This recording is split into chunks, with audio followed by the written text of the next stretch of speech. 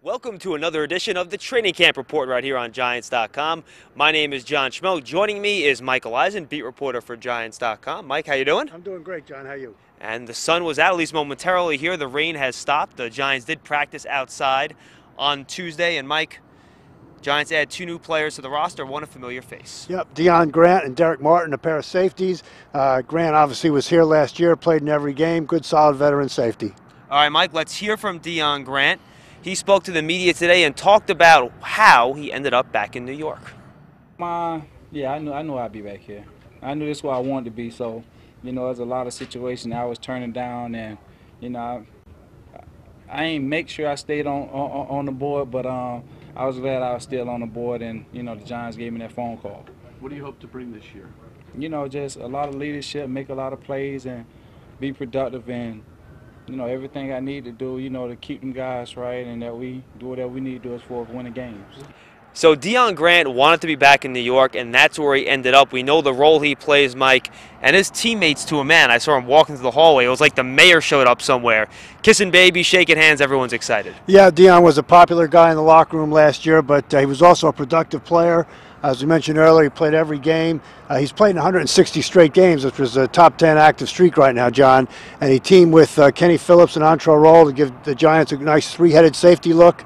And although everyone was sort of coy about whether that's coming back, you got to figure you're going to see it at some point. Yeah, you would think all 3 guys are back here. And, of course, he plays safety with Antrel Rolle. Antrel Rolle spoke to the media today, and he spoke about how much better the Giants' defense will be in year 2 under defensive coordinator Perry Fewell. It was his mastermind of an idea.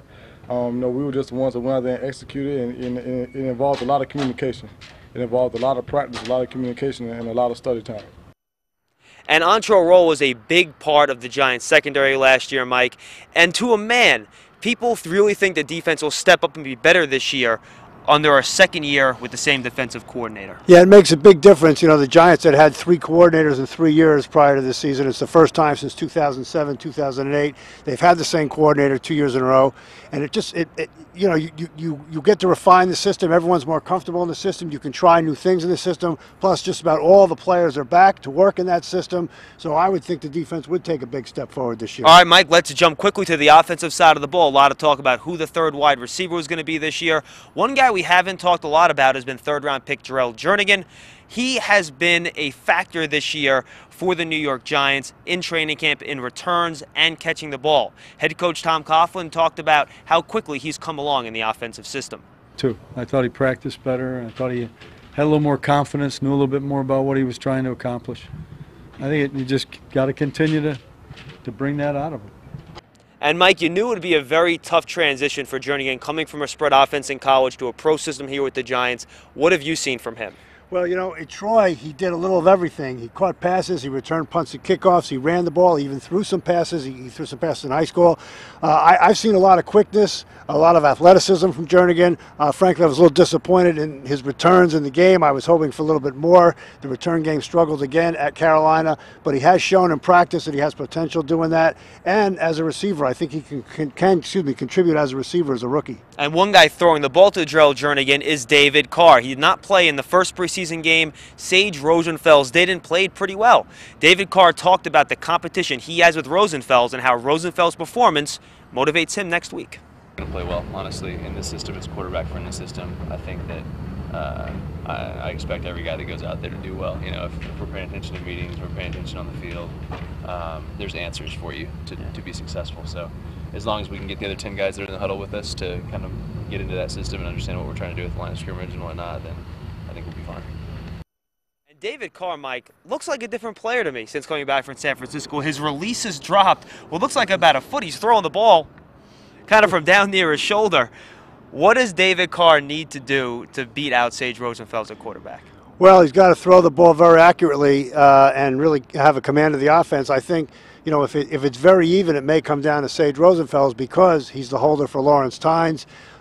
Carr admitted he's a little rusty because he hasn't played much. He only threw maybe 5 or 6 passes last year in San Francisco, and then didn't play much in the preseason.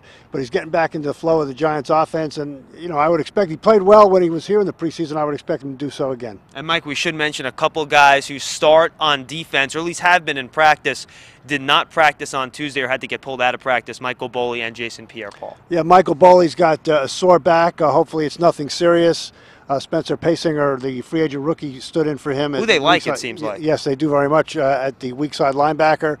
And Jason Pierre-Paul left with a tight back. Again, I don't think it's anything serious. And Osi Umenyiora, of course, stepping in, practicing. He takes a lot of those first-team snaps. Anyway, he hasn't been here. More snaps for Osi, the better. Mike, yes. We appreciate the time as always. My pleasure, John. And that's all the time we have for the training camp report today right here on Giants.com. Thanks for joining us. Of course, follow the Giants on social media, on Twitter @Giants, and, of course, be a fan of theirs on Facebook at facebook.com/New York Giants. For Michael Eisen, I'm John Schmuck. We'll see you next time right here on Giants.com.